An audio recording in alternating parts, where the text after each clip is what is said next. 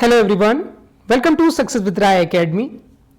26 जुलाई 2022 के दैनिक जागरण के राष्ट्रीय संस्करण के एडिटोरियल पेज को हम इस वीडियो में डिस्कस करेंगे और उसमें आज हम सिर्फ एक आर्टिकल डिस्कस करेंगे जो है चीन के साथ व्यर्थ की वार्ता। यह आर्टिकल लिखा है विजय क्रांति ने और इस आर्टिकल में बेसिकली बताया गया है कि जो भारत और चाइना के बीच गलवान घाटी का तकरार हुआ था, उसमें जो सैनिक मारे गए थे, उसके बाद जो तनाव की स्थिति बनी हुई है उसको वार्ता के जरिए सुलझाया नहीं जा पा रहा है। लगातार इसमें वार्ताओं के दौर चलते जा रहे हैं और अभी हाल फिलहाल में 15वें दौर की बातचीत इसमें संपन्न हुई है जिसमें भी कोई नतीजा नहीं निकला है। हालांकि ये एक चीन की रणनीति हो सकती है जिसके तहत वो वार्ताओं का दौर बढ़ाता जा रहा है और अपनी कार्रवाई को, जो अपनी सैन्य संगठन को मजबूत करने की कार्रवाई है गलवान घाटी में, वो लगातार बढ़ाता जा रहा है। भारत भी इसमें आगे बढ़ रहा है, वो भी वार्ता का वैसे भी पक्ष धर रहा है, लेकिन जिस तरीके से उसकी गतिविधियां, चाइना की गतिविधियां गलवान घाटी में या फिर एलएसी पर बढ़ रही हैं, उसको देखकर भारत भी अब मुस्तैद हो चुका है। तो इस आर्टिकल में देखते हैं, लिखा गया है कि जो अभी हाल फिलहाल में 17 जुलाई को एक मीटिंग जो हुई है चुशुल और मोल्डो सीमा मीटिंग पॉइंट पर भारत और चाइना के कोर कमांडरों के बीच, वो जो मीटिंग है लगभग 12 घंटे चली, लेकिन इस पर भी कोई ठोस परिणाम नहीं निकल पाया है।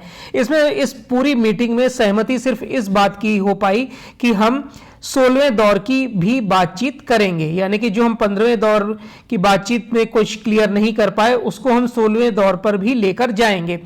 और इसके बाद अगले ही दिन भारत और चीन के विदेश मंत्रालयों द्वारा जारी एक प्रेस कॉन्फ्रेंस में 11 मार्च को संपन्न, यानी कि 15वीं बैठक में हुई प्रगति के आधार पर दोनों पक्ष संपर्क में रहने और सैन्य और राजनीतिक कड़ियों के माध्यम से बातचीत जारी रखने पर सहमत हुए हैं। यानी उन्होंने एक दूसरे को स्वीकार किया कि ठीक है, हम आगे भी बातचीत इसमें करते रहेंगे। लेकिन इसमें कोई संदेह नहीं है कि ये जो पूरी विज्ञप्ति है या फिर जो आपसी बातचीत चल रही है उसमें कुछ भी हासिल नहीं होने वाला है और ये वार्ता अभी कई दौर तक चलती रहेगी।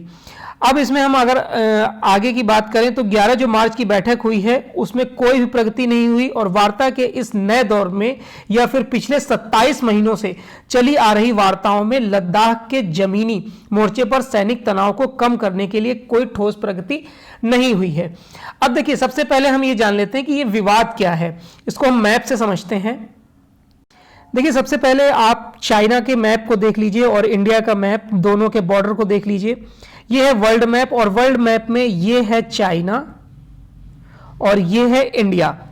अब जो चाइना है इसके इतिहास के बारे में जान लेते हैं। देखिए, क्योंकि इंडिया के इतिहास के बारे में आप जानते ही हैं, चाइना का जो इतिहास है लगभग 22.5 लाख साल पुराना है। चीन की भी जो सभ्यता है वो विश्व की सबसे पुरानी सभ्यताओं में से एक है।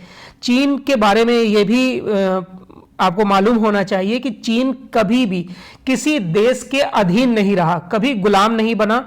हालांकि 1840 में ब्रिटेन ने उसे अपना अर्ध उपनिवेश बनाया था। वहीं पर 1911 में डॉक्टर सन यात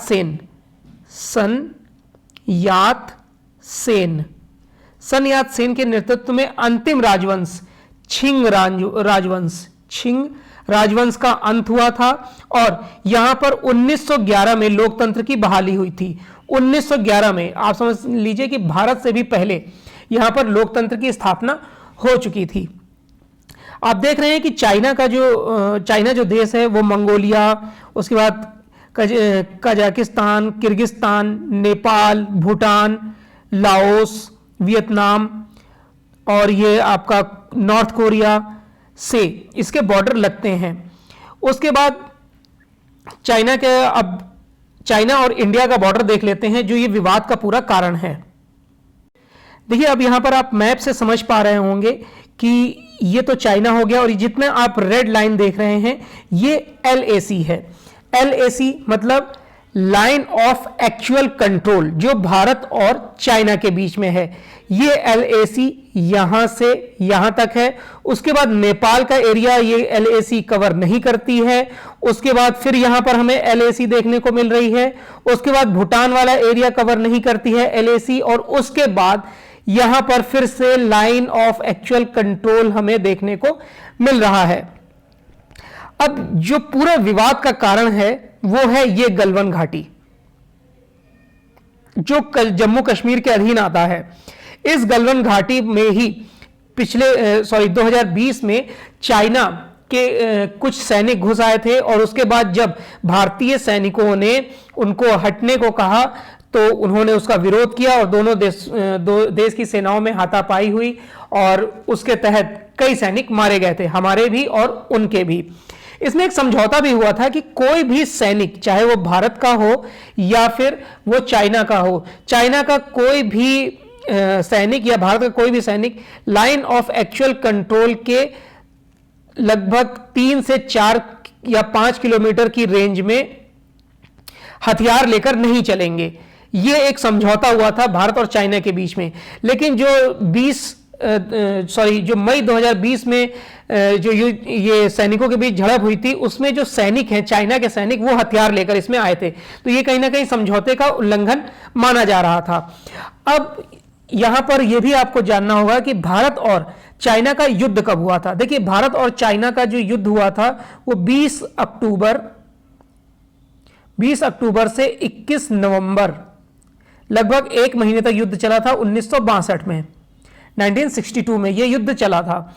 और यह युद्ध चीन की तरफ से दक्षिण किक्सजिंग, जिसे अक्साई चीन कहा जाता है, और अरुणाचल प्रदेश के मध्य के वहां पर यह युद्ध हुआ था।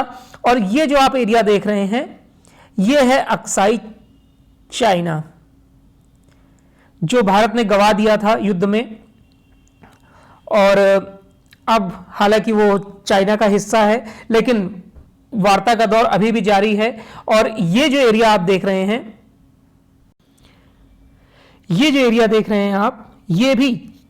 ये जो भारत का एरिया है, इसको चाइना हमेशा अपना एरिया बताता रहता है, या फिर अपने जो मैप में वो इस एरिया को भी कवर करता है, जिसका अंतर्राष्ट्रीय स्तर पर भारत ने हमेशा विरोध किया है। और इस मैप में आप यहां पर अक्साई चीन देख पा रहे हैं, जो भारत का था, और 1962 के युद्ध में वो चाइना ने ले लिया था, क्योंकि भारत की उसमें हार हुई थी। तो ये पूरा गलवान घाटी जो आपने देखा, ये पूरे विवाद का कारण है भारत और चाइना के बीच। देखिए, आर्टिकल में आगे बताया गया है कि जो 20 मार्च 2020 के बाद से लद्दाख में लगातार तनाव घटने के बजाय लगातार बढ़ता जा रहा है। चीन की सेना ने पेंगोंग झील के इलाके में आगे बढ़कर फिंगर 4 तक अपना कब्जा जमा लिया था। चाइना की इस सामरिक बढ़त के जवाब में भारतीय सेना ने एलिट माने जाने वाले तिब्बत दस्ते विकास रेजिमेंट 22, जिसको प्रचलित नाम 22 रेजिमेंट भी कहते हैं, उसकी मदद से इस पूरे एरिया को खाली कराया था और मारक हथियार की वहां पर तैनाती की थी। उसके बाद चीनी सेना के लिए वहां पर रुक पाना मुश्किल हो गया था, उन्होंने वहां से अपनी वापसी करी थी। लेकिन इसके बाद भी चाइना कहीं ना कहीं भारत को परेशान करता रहता है। हालांकि भारत ने इसको खाली करा लिया था। असल में देखिए, गलवान जो झड़प में भारतीय सेना की जोरदार जवाबी कार्रवाई और लंबे समय तक पड़ने वाली जो ठंड है, सर्दी से, चीन को यह समझ में नहीं आया कि उसके सैनिक यहां पर कैसे सरवाइव कर पाएंगे। इसलिए उन्होंने अपने पैर पीछे खींचे और वो वहां से हटे, और एक उन्होंने जाल फेंका कि हम बातचीत के तौर पर इस पूरी समस्या का समाधान करेंगे। हालांकि ऐसा चाइना भी नहीं चाहता था। लद्दाख सीमा से सटे हुए तिब्बत और सिंजियांग, जिसका मूल नाम है ईस्ट तुर्किस्तान, इन इलाकों में नई हवाई पट्टी विकसित कर ली उसने। चाइना ने मिसाइलें तैनात कर ली और भारत पर दबाव बढ़ा दिया। याद रहे कि सिंजियांग पर 1949 और तिब्बत पर 1951 में चीन ने जबरन कब्जा जमा लिया था या जमाया हुआ है। भारत में नीति निर्धारकों के बाद यह याद रखना जरूरी है कि चीनी रणनीति में विपक्ष से बातचीत का केवल एक ही मतलब होता है कि चीन जो है वो अपने पड़ोसी देश को बातों में उलझा कर रखता है।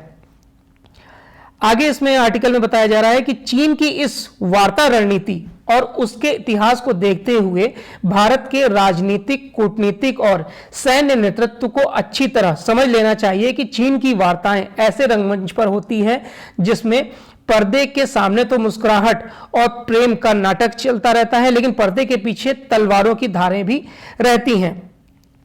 इसमें एक यहां पर यह भी बताया गया है कि ये चीन की रणनीति होती है कि बातचीत में किस तरीके से उलझाया जाए और मौका आने पर उसको हरा दिया जाए। भारत यह भी ना भूले कि 1981 में संवाद संपर्क के पहले चरण में ही चीनी नेताओं ने इतिहास की देन सीमा विवाद को किनारे रखकर आर्थिक और व्यापारिक रिश्ते बनाने का जो जाल फेंका था, भारत उसमें आज भी फंसा हुआ है। तो ये आज का एडिटोरियल का आर्टिकल था। आई होप आपको वीडियो अच्छा लगा होगा। अगर वीडियो अच्छा लगा हो तो लाइक और शेयर कर दीजिएगा। वीडियो देखने के लिए धन्यवाद।